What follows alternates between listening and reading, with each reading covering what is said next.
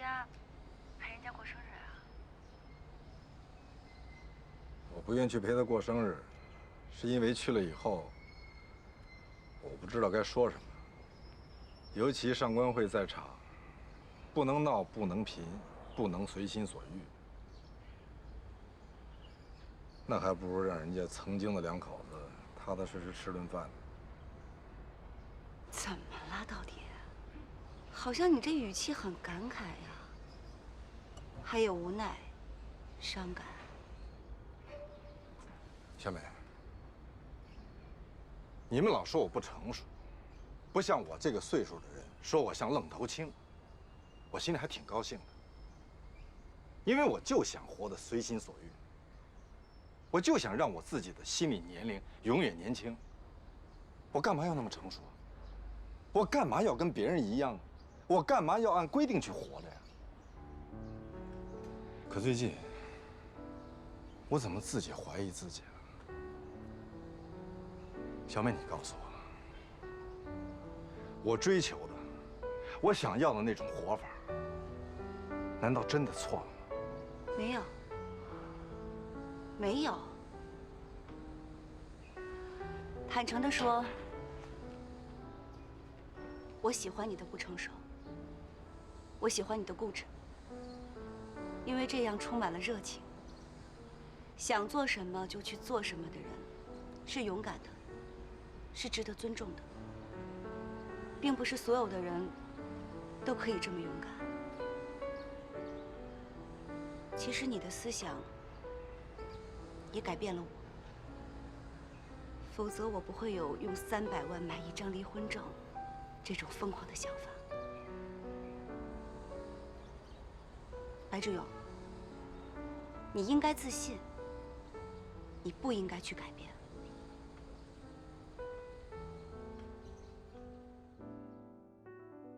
说实在的，我和小欧这段谈恋爱的过程中，儿子一直像影子一样伴随着我，一直在我身边晃悠，让我一直忘不掉。我是一个父亲，我是一个有儿子的男人。我有资格谈恋爱吗？如果儿子知道我有一个女朋友，他会怎么想啊？他会不会反对？如果我坚持，他会不会受到伤害？如果你真想要一段新的感情，你就去做。儿子那儿还可以继续瞒着，等他长大了，也会理解你的。张广辉，你希望我去谈这场恋爱吗？你希望我再去找一个女朋友吗？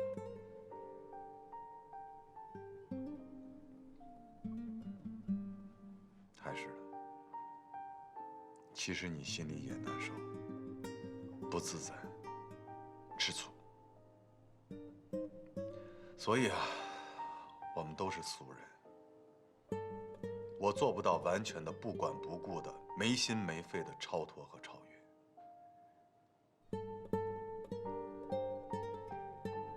我做不到。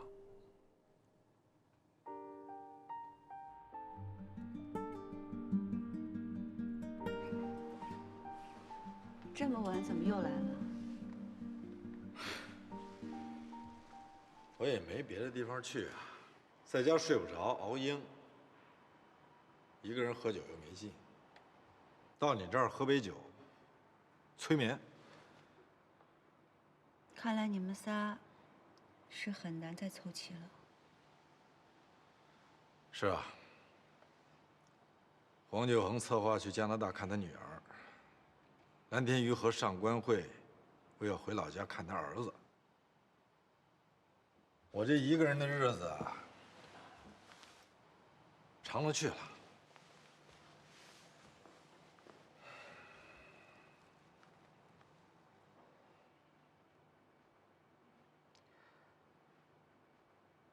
我离婚了。今天上午法院宣判的，下午就把手续给办了。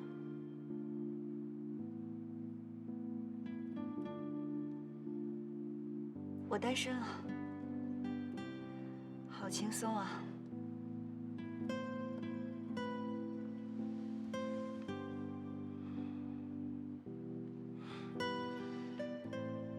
我都不知道该说祝贺，还是该说遗憾，那就什么都不说，陪我一起庆祝一下，喝点什么？白酒，刺激刺激，麻木的都快死了。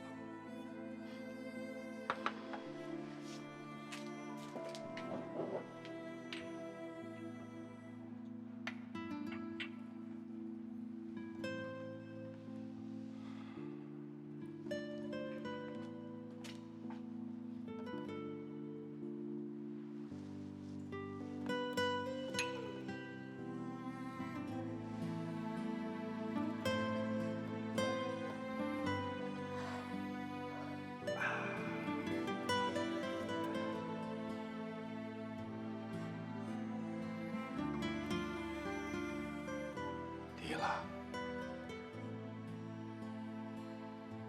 离了。终于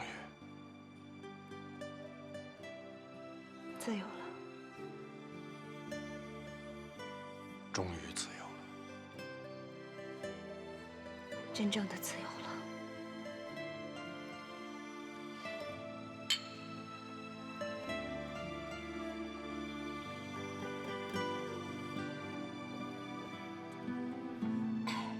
人家老话不是说吗？难过和日子本来就是连在一块儿，分不开的。叹叹气，咬咬牙，玩玩乐乐的，像换脏衣服一样，把坏心情给换掉。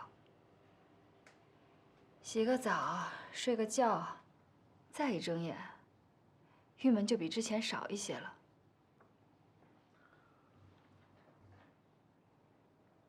我不是因为失去小欧这段感情而难过，不管这段感情是真的还是假的，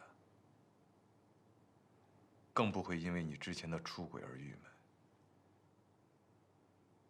那件事儿，在你心里真的过去了吗？我不会说谎的，过去的，过去了。那就是还有别的原因。我下午去找老黄了，他说他害怕孤单。其实我也怕。有一次我在卫生间，看着镜子里的我，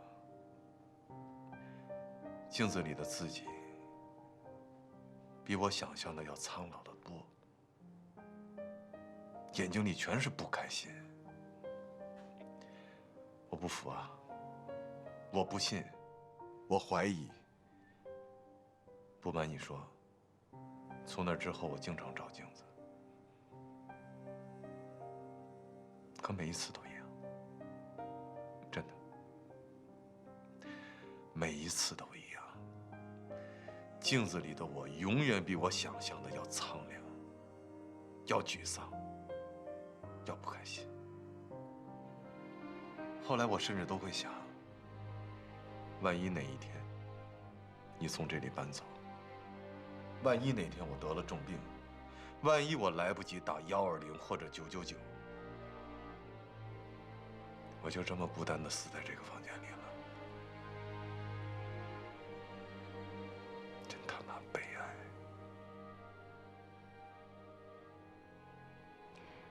虽然咱俩离了婚，可我毕竟是你儿子的妈。不管你老了、病了，哪怕就是瘫了，我也不会不管你的。我会照顾你的。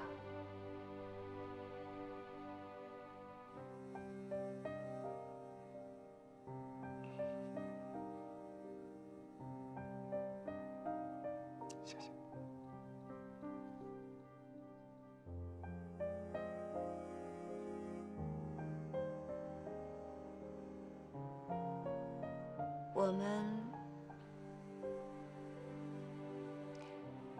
我们俩有可能吗？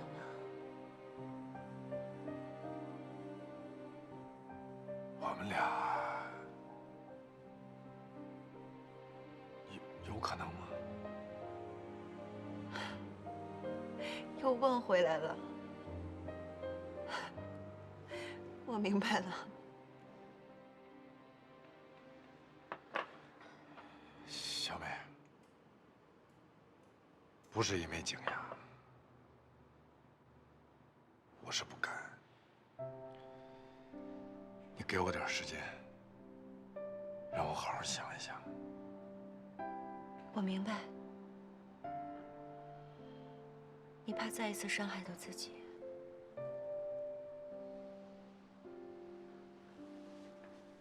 不敢，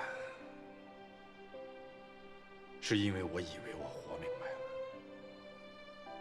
其实还没明白，还是云山雾罩，多里哆嗦，糊里糊涂。我真的是怕，但不是怕伤害我自己，是怕伤害到另外一个女人。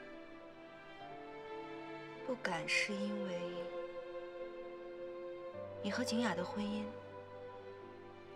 给彼此带来了很深很深的伤害，这种伤害造成的痛苦，并没有成为过眼烟云，它还积在你的心里，还在纠缠你，影响你。是，日日夜夜历历在目。我们俩的关系你难以决断，你说不是因为景雅，我倒觉得还是因为景雅。至少有部分原因是因为景雅。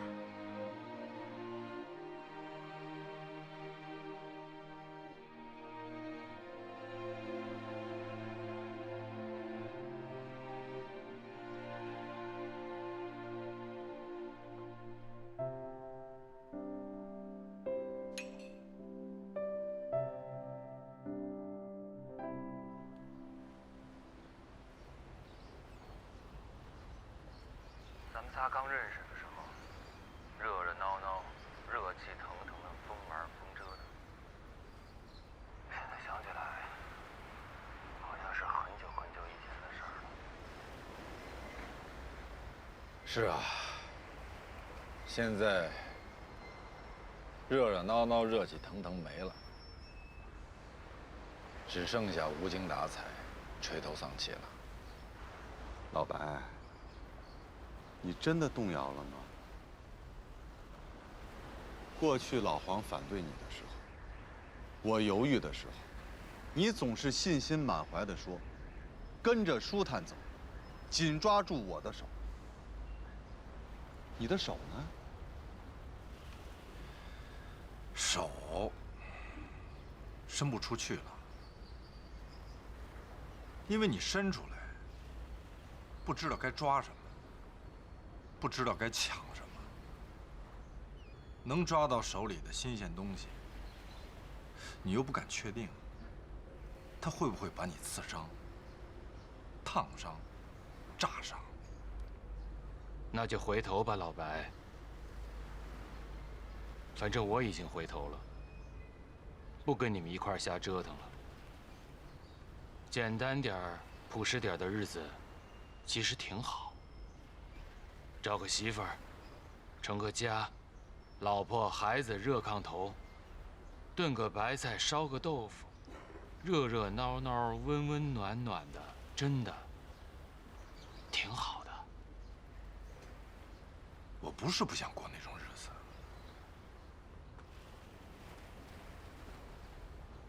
是我没有那种日子。那种日子，也不是想过就能过的。而且我不甘心。你们说，一个人想过新鲜的、刺激的日子，有错吗？一个人想自由自在的，不给别人压力，不给自己压力，舒服一天是一天，有错吗？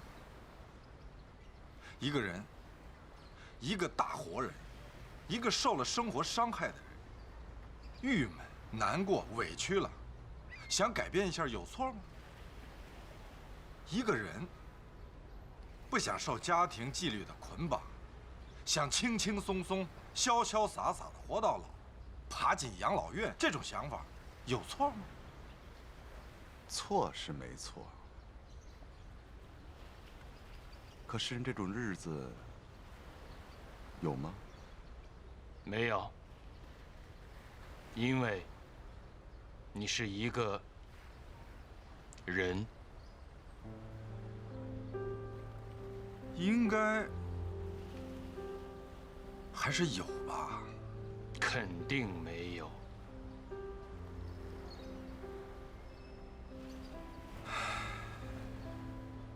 又回到原来的状态了，努力奔跑，似乎又回到了起点。我不服，我不服啊！如果缩回去，我死不瞑目。你们两个人想往回缩，我能理解，但请允许我再折腾一段，允许我再折腾一段，行吗？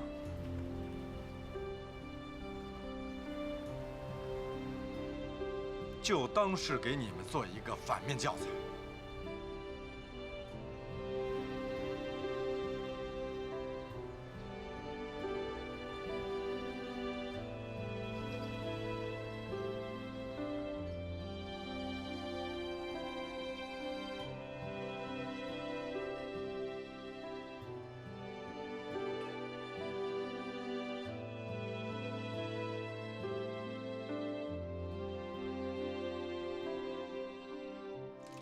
哎，我跟你说件事儿啊。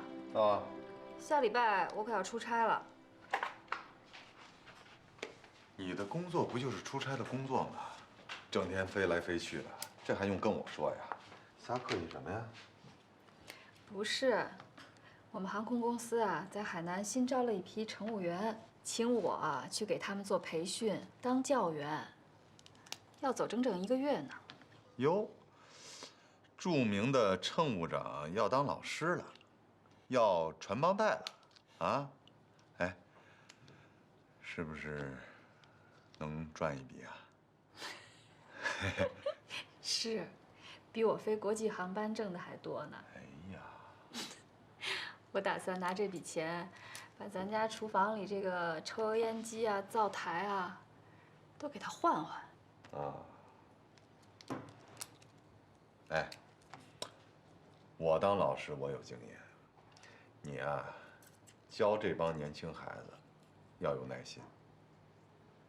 他们惹你生气那都是正常的，千万别骂他们。尤其是千万不能骂这帮90后，自私自我。你想想，咱们这帮70后也没无私到哪儿去。主要是你骂了他们，他们没怎么着，回头你自己生一肚子气，不值当的。啊？知道啦，兰老师。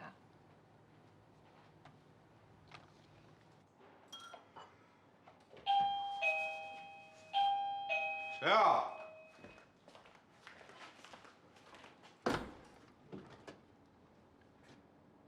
你们找谁啊？请问这里是景雅的家吗？是啊，有事儿吗？滨海市公安分局刑警队的，我姓赵。哦，有事儿吗？我能进来说吗？可以。是这样，我们想找景雅是为了3年前一个刑事案作证。刑事案，够吓人的。怎么回事啊？景雅跟刑事案能有什么关系啊？请问，你是什么人啊？我是她丈夫啊。哦，前夫。我们俩离婚了，他从这儿搬走1年了。哦，那打扰了，因为景雅当时留的就是这个地址，她的手机号好像也换了吧？换了，离婚之后就换了。啊，那能麻烦您帮我写一下吗？好。我还是不明白，他跟刑事案能有什么关系呢？你就别问了，跟你没关系的事儿最好别问。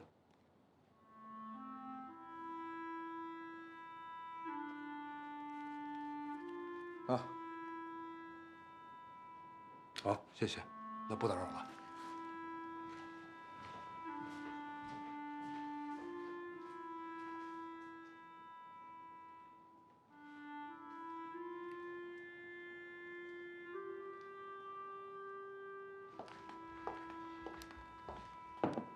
蓝老师，你这1个月要穿的衣服我都给你准备好了啊。哦，谢谢。内衣放在下面那个抽屉里了，想着换。哦。换下来的衣服你也别洗，都给我攒着，我回来一块儿洗。好。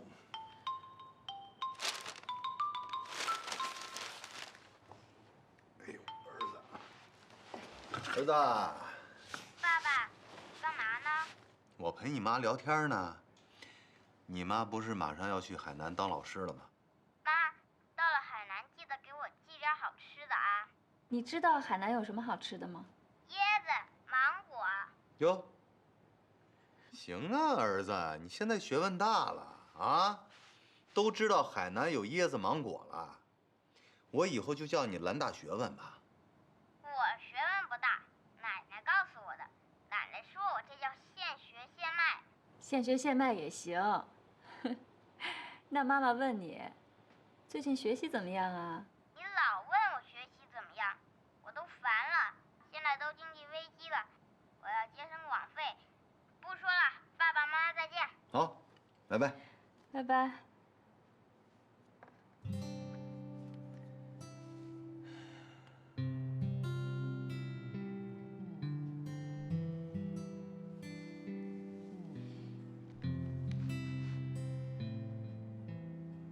警察找你了吗？找了，刚走。怎么回事啊？这事儿跟我没多大关系，所以跟你关系也不大。别瞎掺和了。警察说这是个刑事案，你跟刑事案有什么关系啊？混江湖了？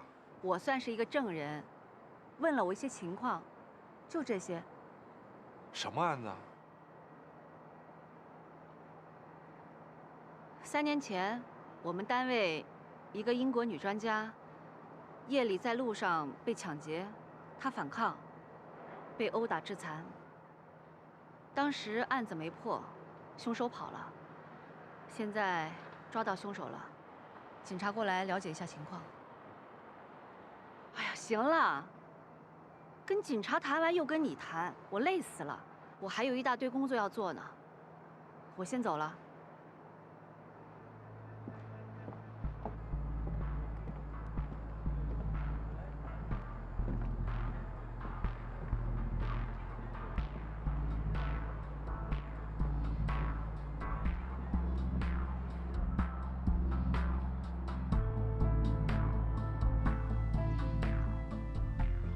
景雅的这种躲躲闪闪，更加让我觉得我们的怀疑是有道理的。对，你说过，景雅对你突然改变态度，变得冷漠、自闭、不交流、抱怨婚姻，还打过1次胎。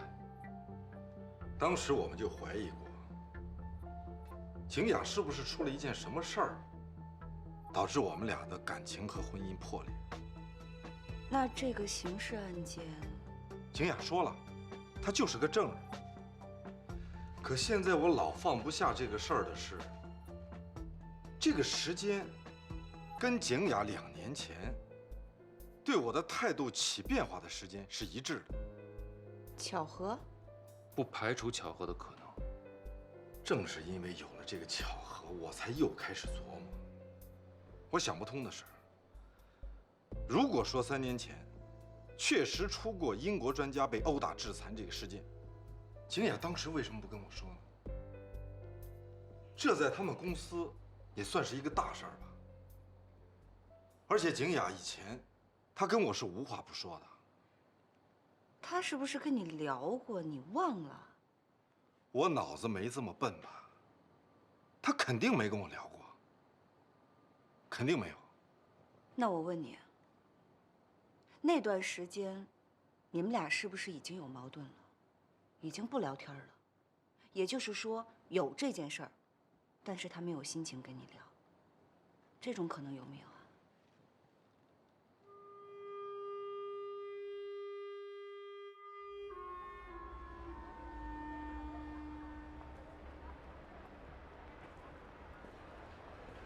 赵警官，还记得我吧？刑警是靠脑子吃饭的，景雅的前夫。哎，说吧，找我什么事儿？有个事儿想麻烦你，就是景雅3年前那个案子的事儿。你要给我个理由。这件事应该跟你没什么关系，所以我需要一个理由。哦，那我长话短说。我跟我老婆离婚，是被动的。就是说我不想离，她主动跟我离的，所以我怀疑这里面是不是有一个事件，或者说是因为某一个秘密，说的再严重点儿，会不会是跟这个案子有关系？警察跟景雅说的差不多，说是那个英国专家的案子，景雅当时是他的翻译，那个英国专家回国了。找景雅来了解情况，那应该就没什么问题了。警察不会撒。可我总觉得这后面还有什么故事，我还是转不过弯来。如果有这么个事儿，景雅当时为什么不跟我说呢？那你接下来打算怎么样啊？继续查，满足你的好奇心？还真不是好奇心，是一种折磨。嗯。哎呀，上官乘务长，你终于可以踏踏实实的在飞机上吃零食了，啊，不用伺候别人了，也让别人好好的伺候伺候你。比如说我。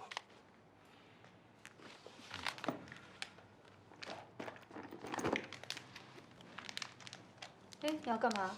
我帮你把这个角啊全剪掉。剪它干嘛呀？把角剪掉，装到袋子里，就不会把袋子扎破，省得弄得到处都是，滴滴当啷的。这是跟谁学的呀？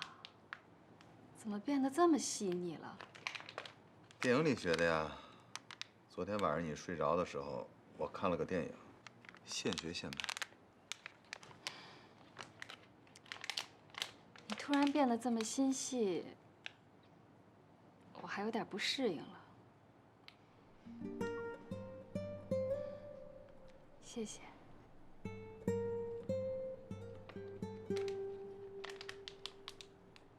不客气。3年前你就是景雅的同事，也是她的好朋友，这事儿你知道吗？3年前那段时间，景雅确实是情绪不好，说你们2个的感情不是太好。那个英国女专家被打的事儿，你知道吗？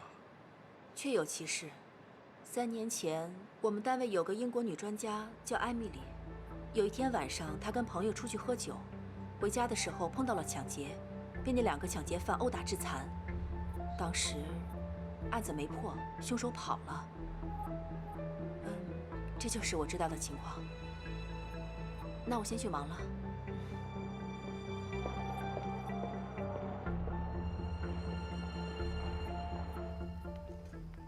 行了，别送了。你突然这么一客气，我还有点不太适应。哎呀，谁跟你客气了？我不是要送你，主要是因为中午吃了炸酱面没有消化，溜达溜达消消食儿。那行，你自己慢慢溜达吧，我走了。嗯。哎，对了，阳台上晾的衣服想着给我收啊。哦。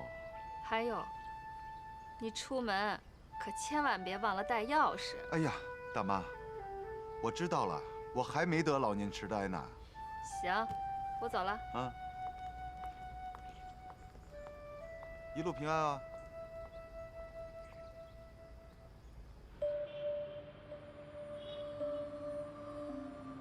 主要是景雅这个同事，回答我这个问题回答的太顺利了，像是背下来的，而且回答的跟景雅说的几乎一模一样。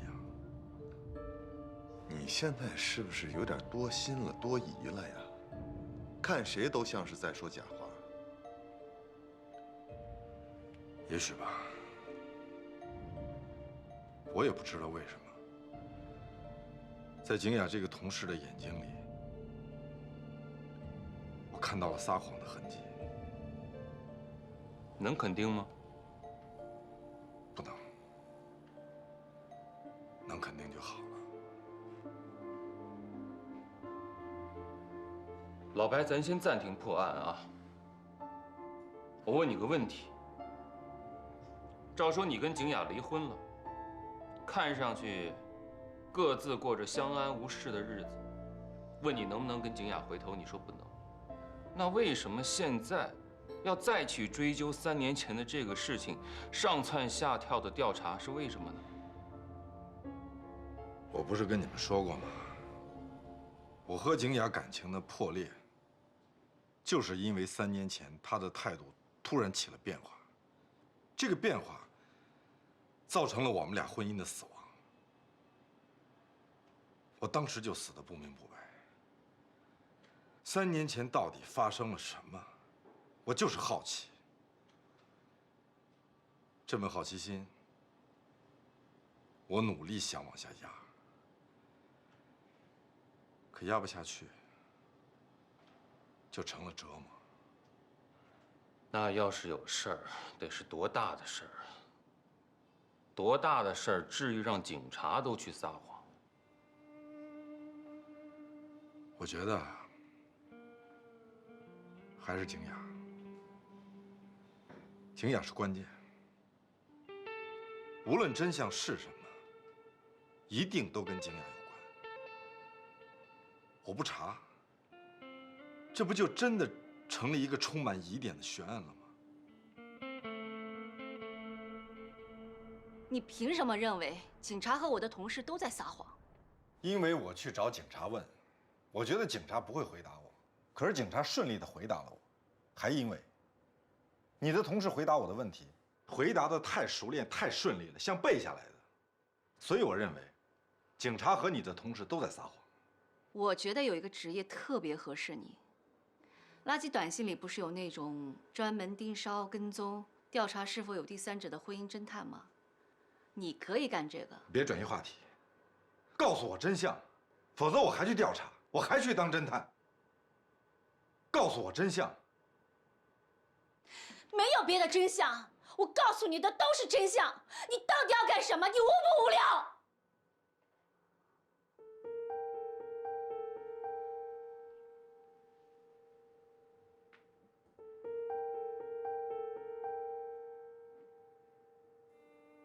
干嘛这么看着我？你从来没有用这种声调跟我说过话。即便是我们有矛盾，你恨透了我的时候，也没用过这种声调。你失态了。所以，你认为我在说假话，对吗？有没有撒谎，你心里知道。是，我心里知道。我心里当然知道，可是没有必要让你知道吧？因为你没有这个资格，你凭什么非要知道我心里的事儿呢？请你马上离开我的房间，马上离开！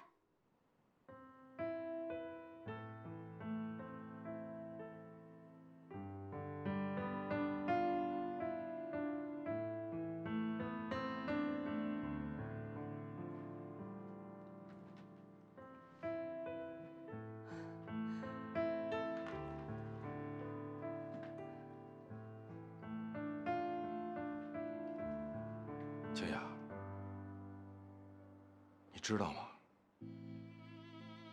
因为你3年前的变化，因为那段时间我们过得很压抑，因为你对我的冷漠冷淡，让我觉得我们的婚姻难以再维持下去，我们离了婚。可是我告诉你，我当时不想离婚，我想通过我们的努力，我的改变，改掉我自己身上的毛病，来挽救我们的婚姻。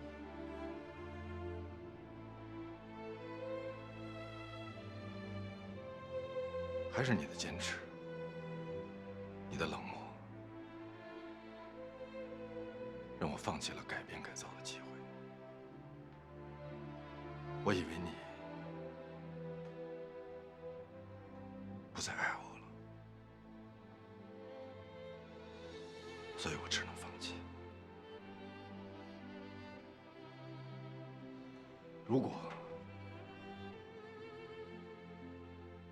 如果是因为一件别的事情改变了你的态度，促成了我们的离婚，我当然要知道真相。1年以来，这一直是我想搞清楚的一件事情。这件事情一直在折磨着我。你了解我的脾气，你说我会放弃吗？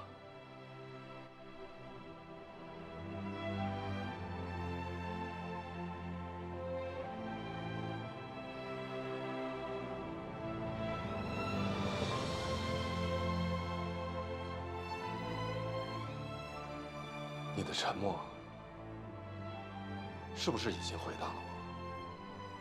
确有真相。老白，你能不能别犯拧？你听我说，我不是不让你查下去，可是从景雅现在的状态来看，你查下去对她可能是一个伤害。问题是，如果真有事瞒着我，对我也是一种伤害。这个秘密的真相，可能是再次给你带来伤害的。那么，意义何在呢？意义很简单，也很朴实。我不能容忍欺骗，我不能容忍我像一个傻子一样被人蒙在鼓里。我想知道到底发生了什么。我的婚姻已经死了，那么我就不能被这个悬疑再折磨死。即便死，也要死得明白。那个外国专家被打得挺狠的。哎，白志友，你问这事儿干什么？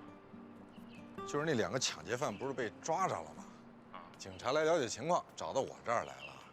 我好奇啊，所以来找你问问。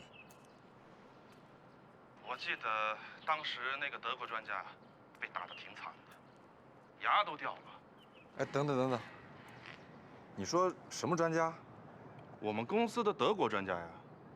德国专家？啊，不是英国专家吗？景雅是他的翻译啊。是德国专家，景雅也不是他翻译啊，翻译是刘坤达。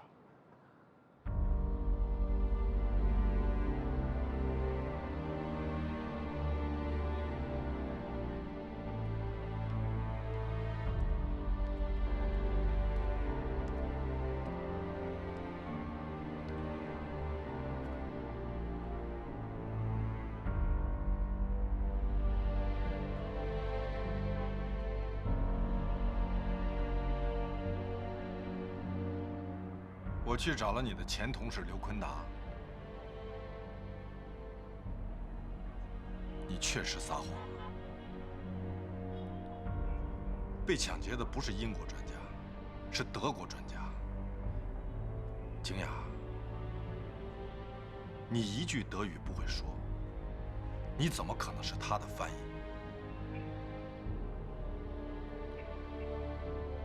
警察，你的同事都在撒谎，好像是刻意在针对我撒谎。为什么？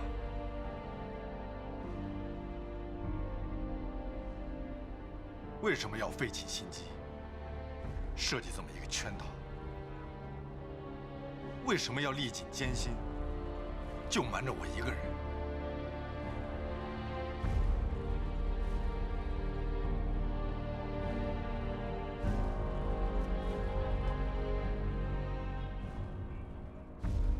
你还要再瞒下去吗？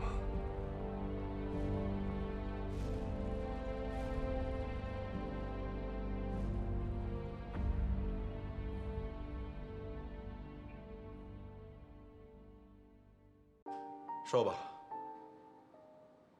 你一直怀疑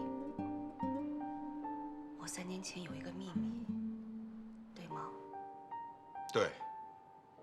我一直不告诉你，有不告诉你的理由，是为了你好，也是为我好。这一点你应该相信我。如果今天我告诉你了，那就失去了隐瞒的意义。告诉我为什么要瞒着我？告诉我到底发生了什么？事情已经过去了，所以，我求你了，我恳请你不要再查下去了。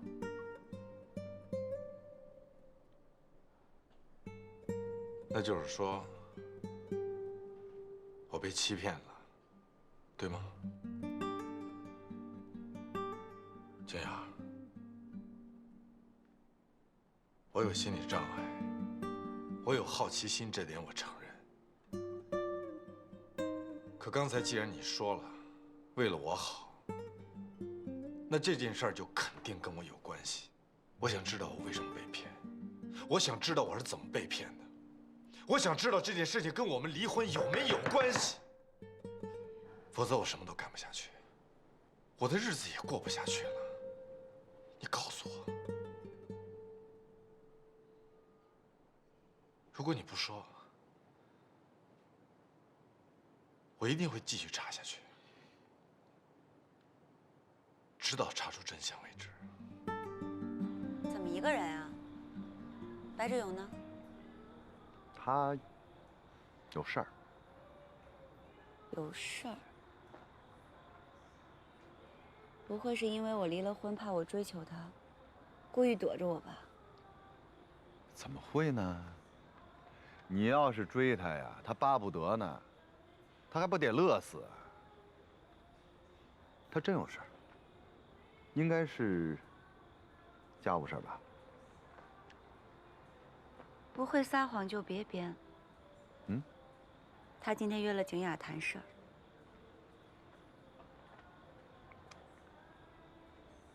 你说这小子，他跟你说了，还非要让我们保密。猜对了。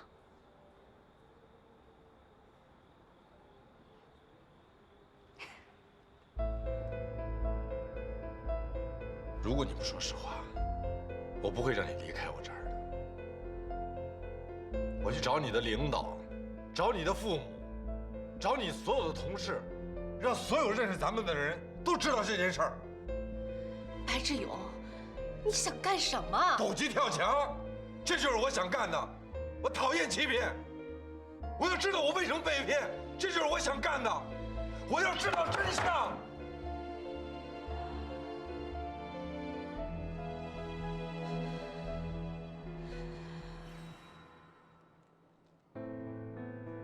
我确实看见了警察和同事，让他们撒谎了。我想隐瞒真相。3年前，确实有一个真相，一个残酷的真相。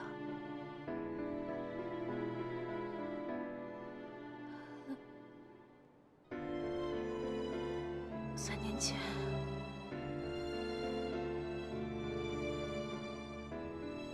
我被人强奸了。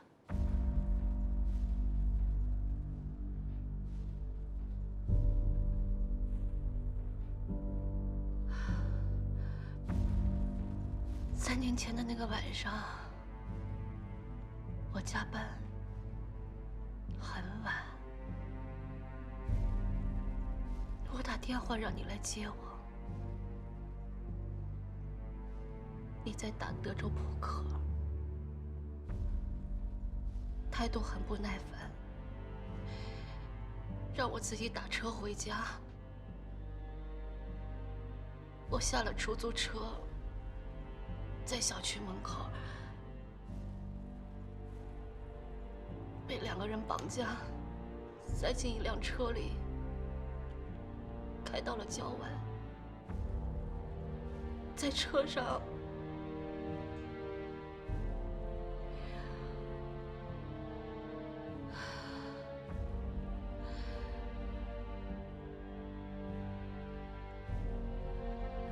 那2个人跑了，我当时就报了案。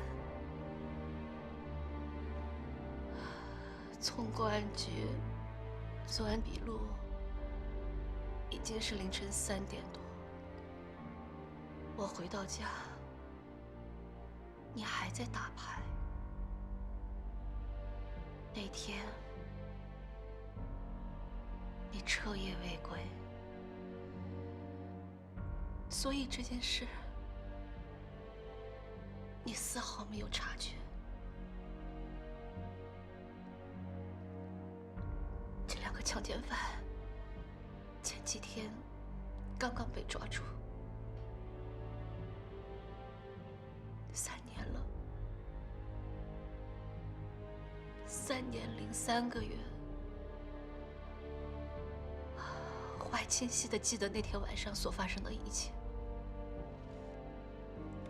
那天很冷，我一直在抖。从公安局回到家里，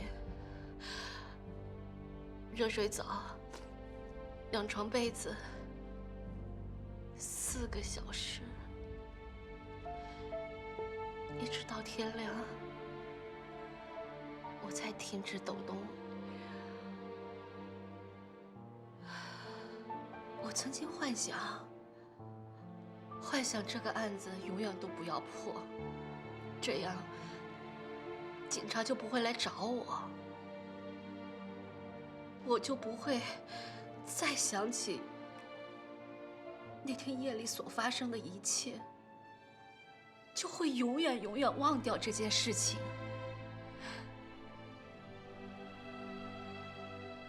我还幻想过，你永远不会知道这件事情。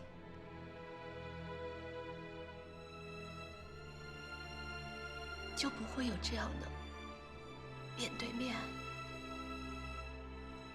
这样的谈话，这样的记忆。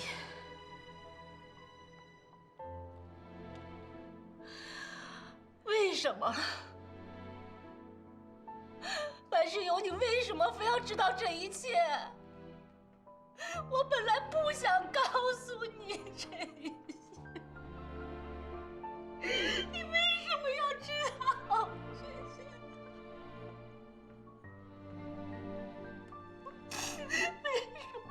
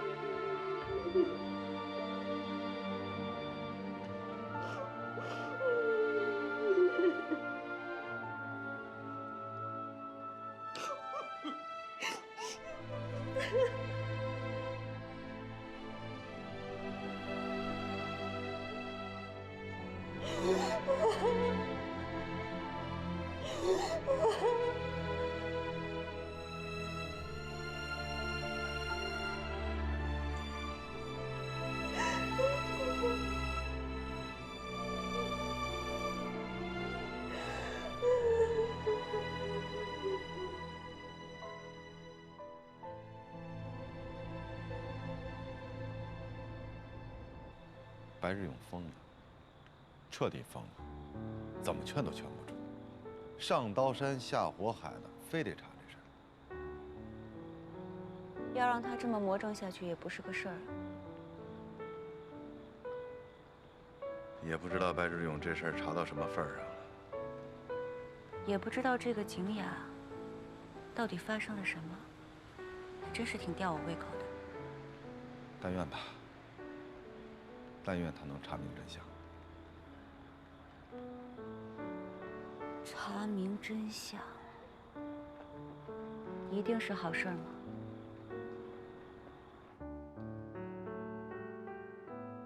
那个晚上过去以后，我想了好多天，有一个特别固执的想法在我脑子里。事情已经发生了，你知不知道，都不能改变这件事情的结果。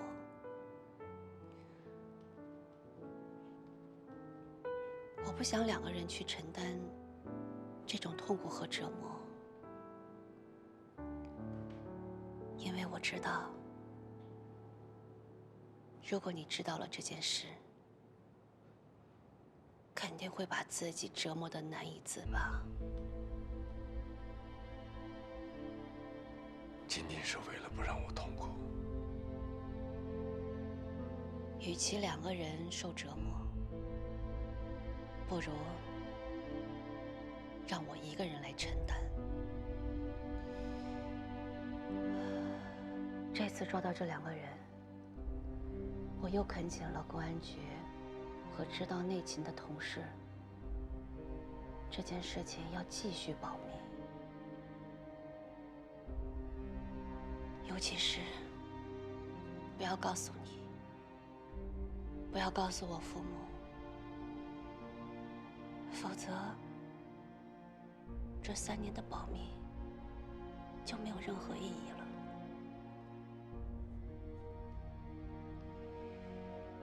要不是警察按当年留的家庭地址来找我，你是永远都不会知道这件事情。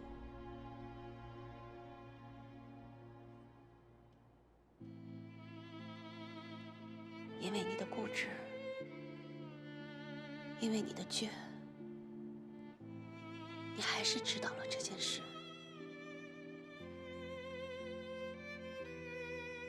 对不起。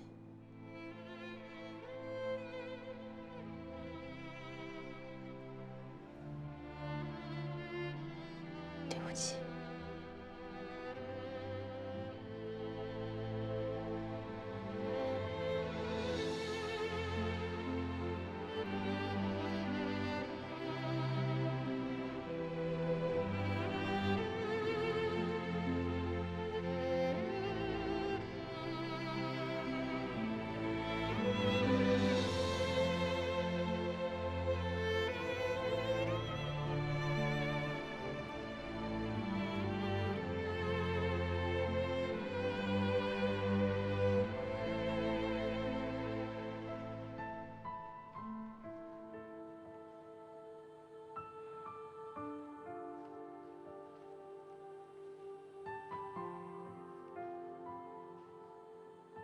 睡不着，是吗？嗯。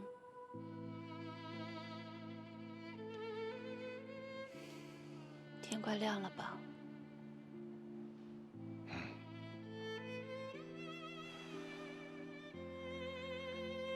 闭上眼，努力睡。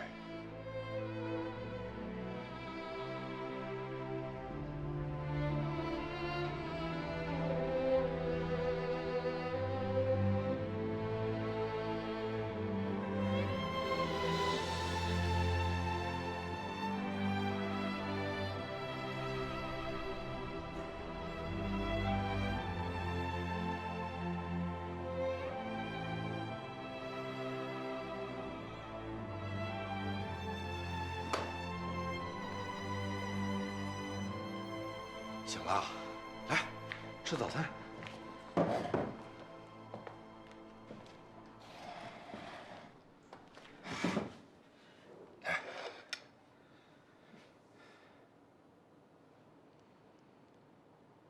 要去上班。休息一天吧。我想让这件事情尽快的过去，不再折磨我，也不再折磨你。这样对我们都是更好的选择。我会强迫自己忘掉3年前，忘掉昨天夜里我们的谈话。所以，我想去上班。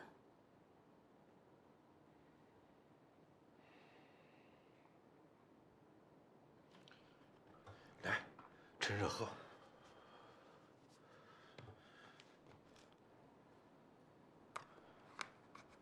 啊。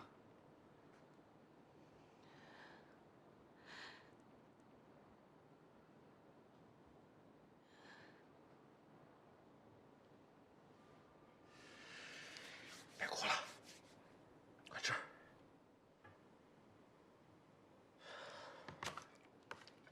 啊。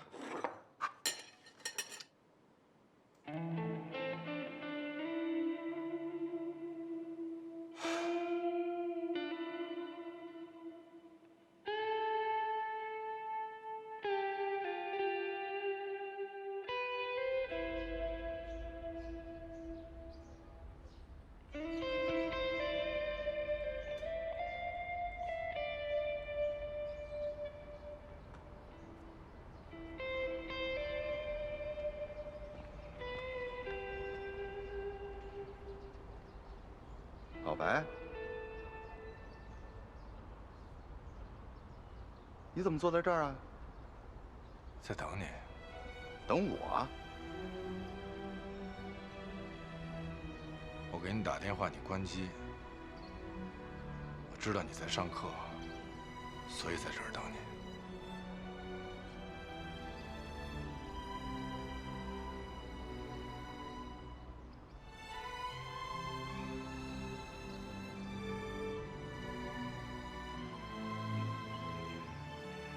终于水落石出了。打死我也想不到是这件事。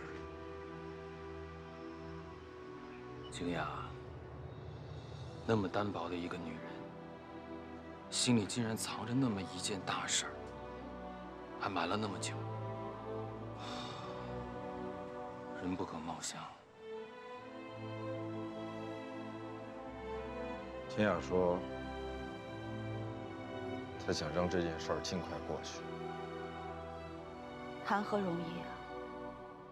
这种事儿是真正的心口上的伤，隔了3年又被撕开，怎么可能轻易过去啊？我想帮她，可是，你们说现在我该怎么办呢？一种方式，这段时间先不要去找他，离他越远越好，尽量少见面，见了面，也绝对不要提这件事情。可是假装这事儿什么都没有发生，装傻充愣，恐怕也不好吧。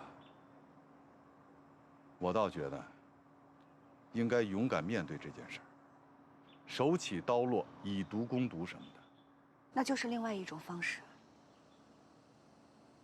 多陪他，多跟他聊，不回避就聊这事儿，让他释放得快一点。你说呢，老白？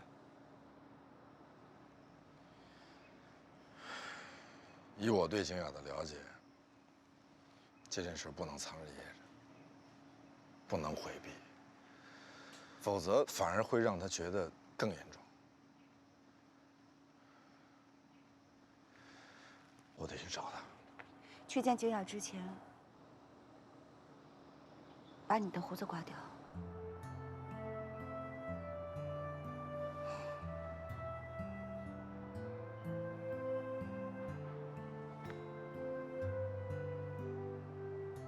我先走了。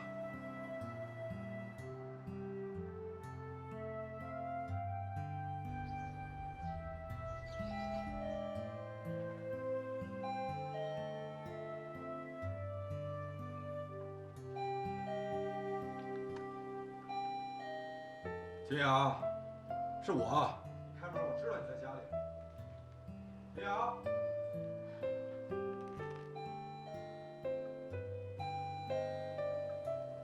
金阳，你开门！你不开门，我就这么一直叫下去。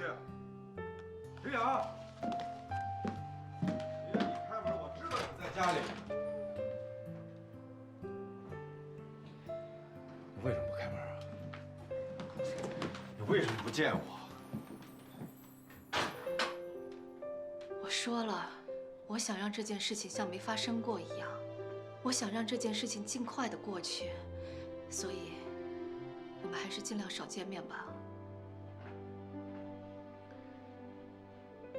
蓝天瑜用了一个词儿，以毒攻毒，我觉得对。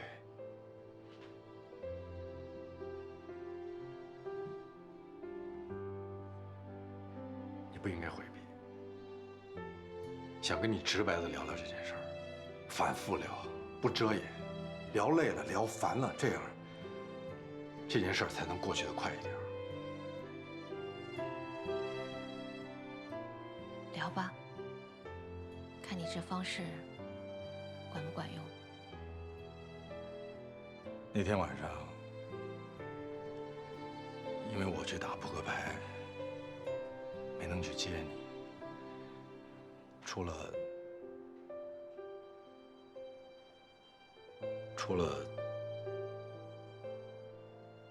强奸，除了强奸那件事情，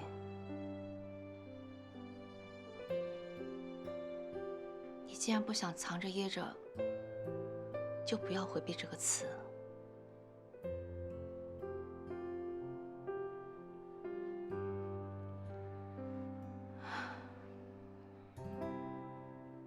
除了这件事儿，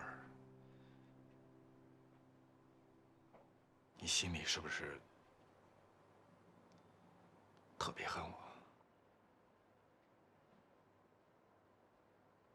当时恨了2年，离婚以后好多了，不恨了。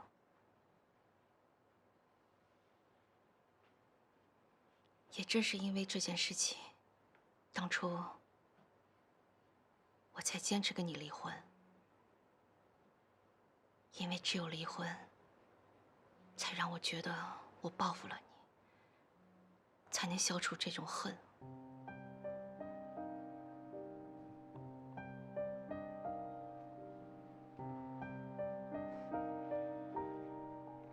离婚以后，你到处炫耀你所谓的追求舒坦的各种理由和说法，大部分我都反对。但有一句话我是同意的：过去的不重要，重要的是现在。所以把痛留在过去吧。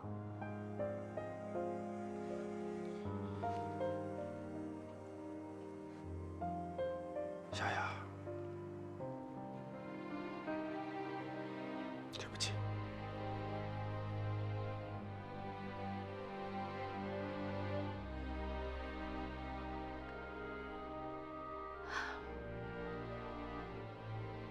我当年之所以隐藏这件事情，就是不想看到你这副痛苦的表情。我不想听到你对我说对不起。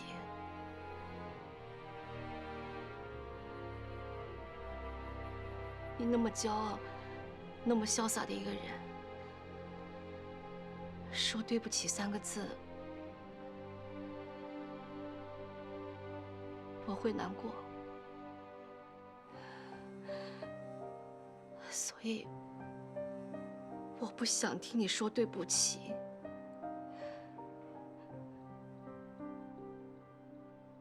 那件事情发生以后，我想了好几天，只有一条路，唯一的一条路，没有选择的一条路，就是尽快忘掉那个夜晚，尽快的让这件事情成为过去。人要活着，就要学会把不愉快的东西尽快的埋藏起来。这不是坚强，这跟坚强没有任何关系。这是本能，这是人的本能。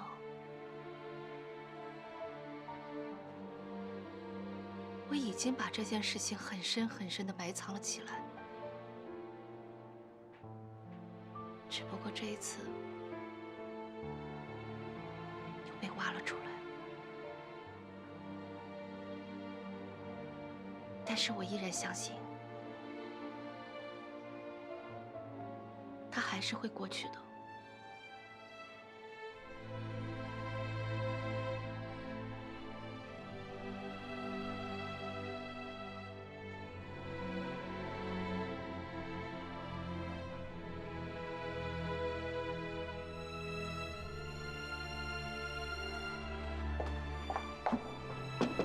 小梅姐，签下字。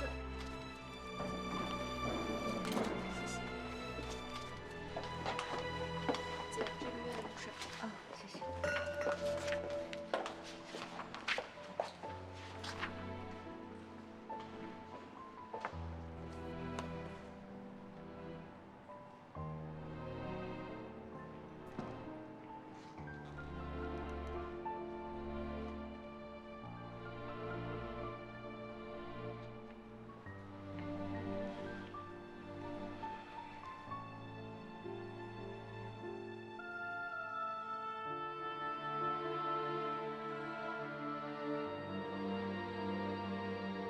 你还记得我以前说过，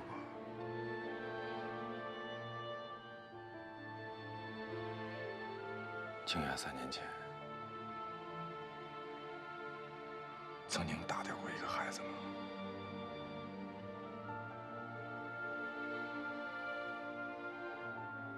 那个孩子是他被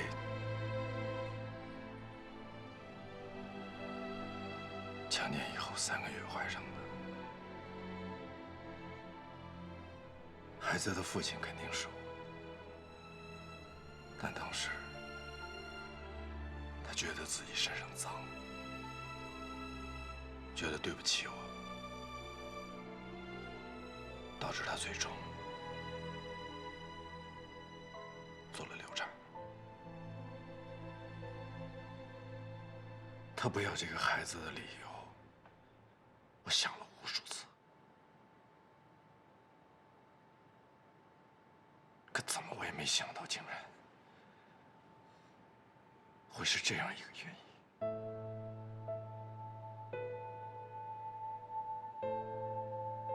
小梅，这一切太残酷了。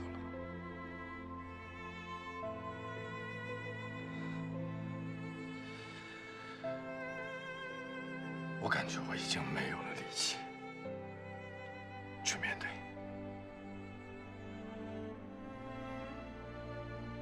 而那个逝去的孩子，静雅一点责任都没有。如果有责任，是我，是老天，是他妈的命运。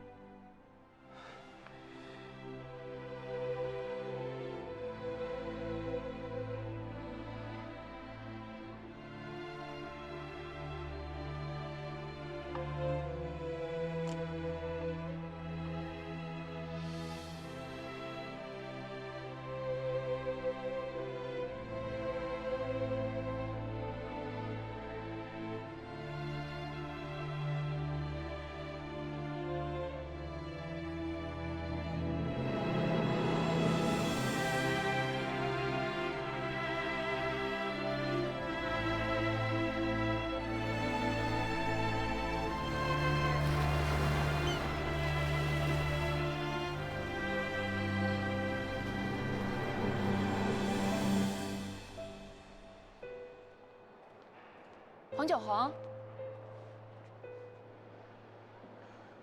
哎，还认识我吗？华晨辉我都能认识你啊，吴倩。这么巧啊？不算巧，这是我工作的酒店。有空吗？一起喝杯咖啡。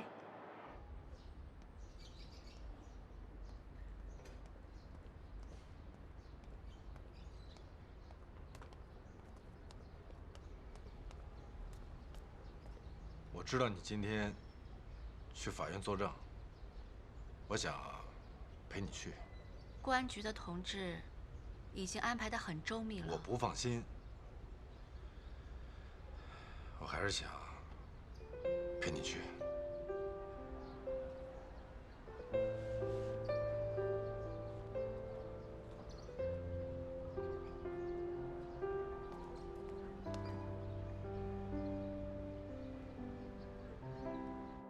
你居然还单身？全滨海市的男的都瞎了眼了啊！还是因为你要求太高啊，挑三拣四的。都不是啊，一直在积极寻找，确实没有合适的。那还是因为你要求太高。你怎么样啊？一切都还好吗？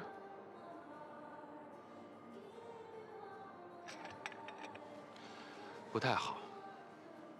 我太太半年前去世了。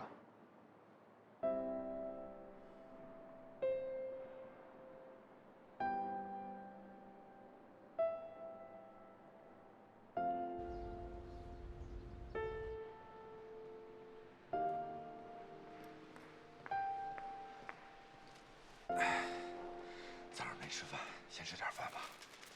你看，吃哪个？你一会儿要上法庭，万一待的时间长了呢，你会饿的。这种环境，我怎么吃得下呀？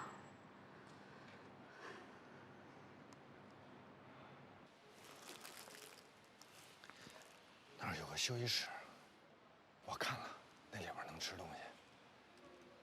我刚才问了，不会马上叫你。走，咱去那儿。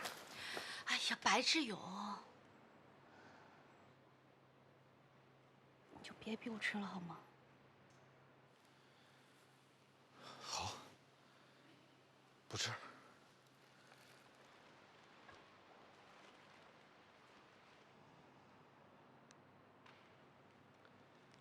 还有，一会儿你进去了，如果那2个犯罪嫌疑人在，你不要看他们，眼睛尽量看着律师和法官。我怕你看着他们不舒服，会紧张。要不然，我去问问，能不能让你戴副墨镜？你这么一说，我现在就开始不舒服，开始紧张了。好，好，好，不说了，不说了，放松，放松。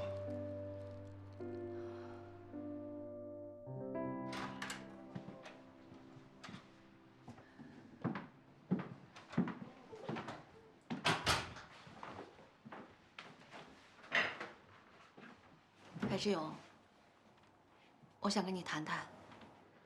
你先坐，来，坐那儿。你喝点水，吃点东西。我直接给你买了面包，好几种馅儿的。白志勇，你不用这么婆婆妈妈的吧？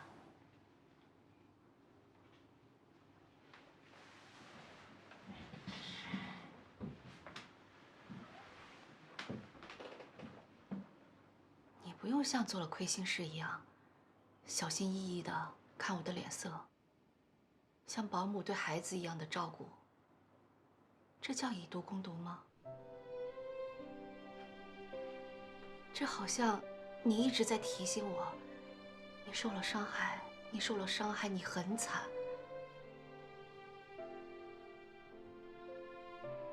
我当初没有把这件事情告诉你，就是因为怕看到你现在这个样子。我年轻的时候喜欢你，就是喜欢你的大大咧咧、不拘小节，对什么事情都不在乎的样子，哪怕有一些匪气。说实话，作为一个妻子，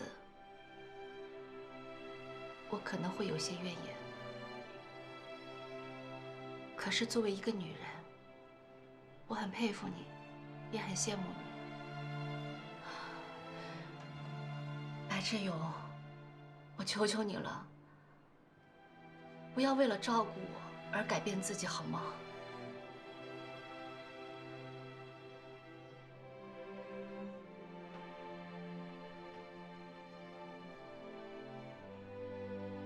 ？3年前，那件事情发生以后，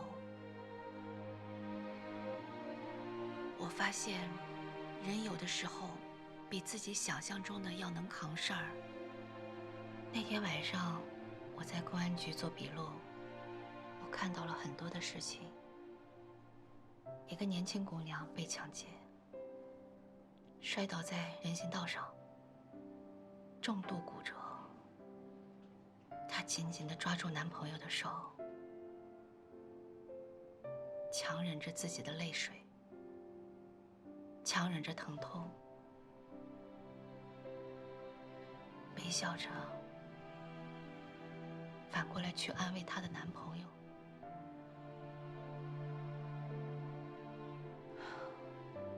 2个15岁的少年，为了抢夺一个价值几十元的游戏卡，而被捅成重伤，满身鲜血。一个6岁的男孩，被他有家庭暴力的父亲打得左肩关节整个反扭过去。我看到了那么多的不幸、鲜血、伤痛，还有坚强。我坐在那儿，突然想到，我们俩看电视的时候，那些名人明星遇到困难灾难的时候，都说的一句话：痛苦是生活的一部分。我们还嘲笑过这句话，觉得假、虚伪，觉得做作。可当时，我就是用这句话来劝自己的。人活着，有些苦难是回避不开的。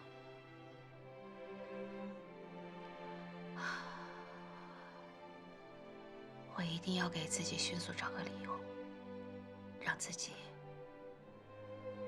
尽快的超脱。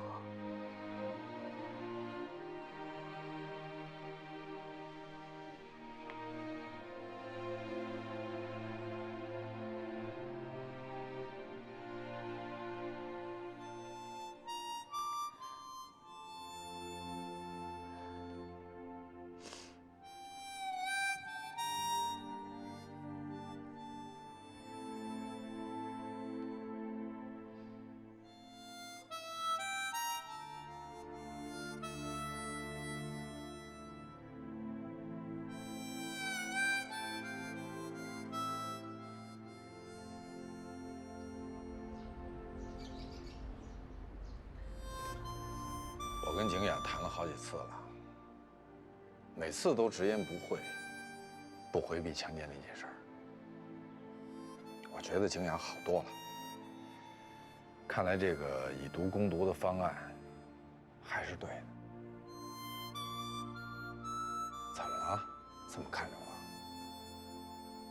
景雅好多了，可你却越来越不好了，对吗？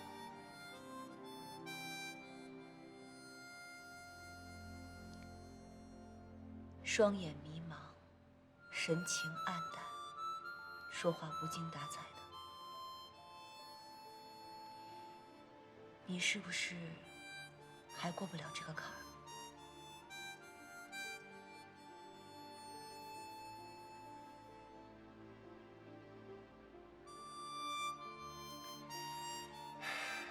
在他面前，我也是强撑着。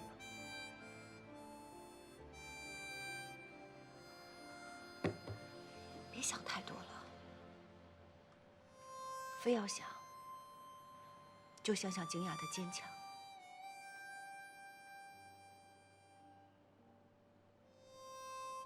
你说的对。以前我从来都觉得自己是一个很自信、很想得开、很看得开的人，可现在我越来越不喜欢我自己，讨厌自己，觉得自己就像是一滩狗屎。我的痛苦，我的委屈，在景雅的痛苦委屈面前，连一滩狗屎都不如。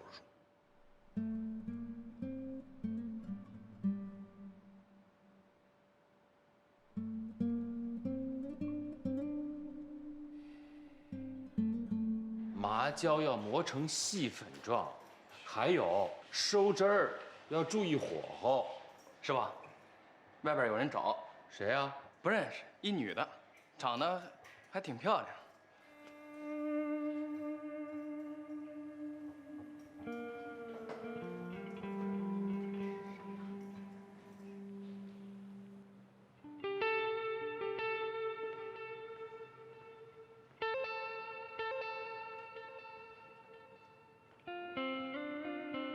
我来找你，是为了白志勇。